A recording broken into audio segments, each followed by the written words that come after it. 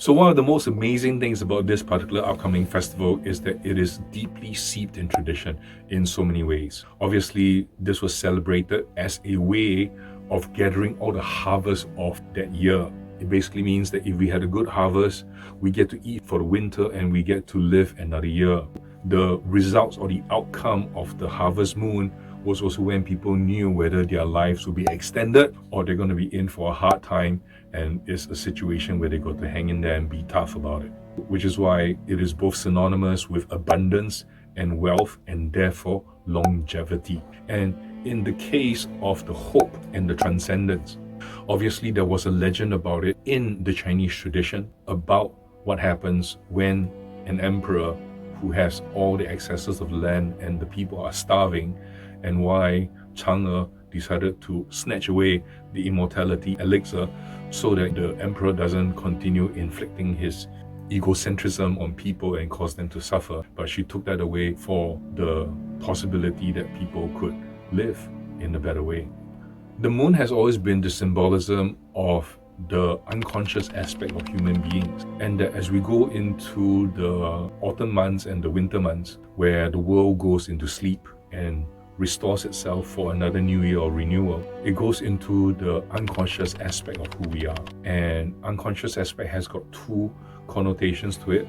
One is where we are so caught up in the need to prove ourselves and our ambitions and our intentions in the world that we forget who we are, and that who we truly are resides in the unconscious. And the other one is where the unconscious, in modern terms, particularly in psychology, represents the unknown potential inside us that we wish to and aspire to reach. And so as a symbolism, being able to reach the moon is about being able to tap into our unconscious aspect.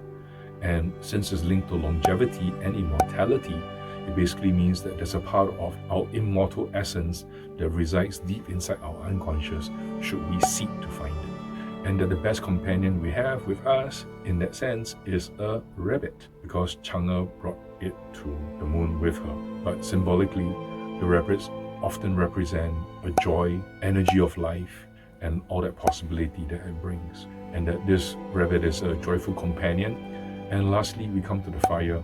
And the fire is often a festive bonfire celebration that comes together with agricultural communes, partly because we burn some of the excess materials to renew the land.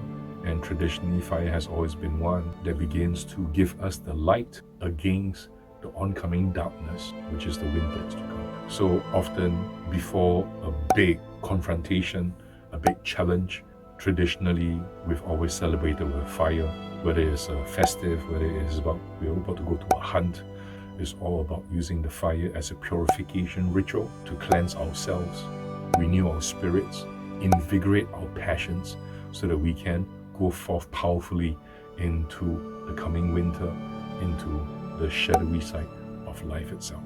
And if you link all of these together, if you have the intention to explore deeply into your potential and reach the best that you can be in your lifetime, then you need to confront the darkness, tap into the transcendence of your unconsciousness and bring it into where it is the brightest.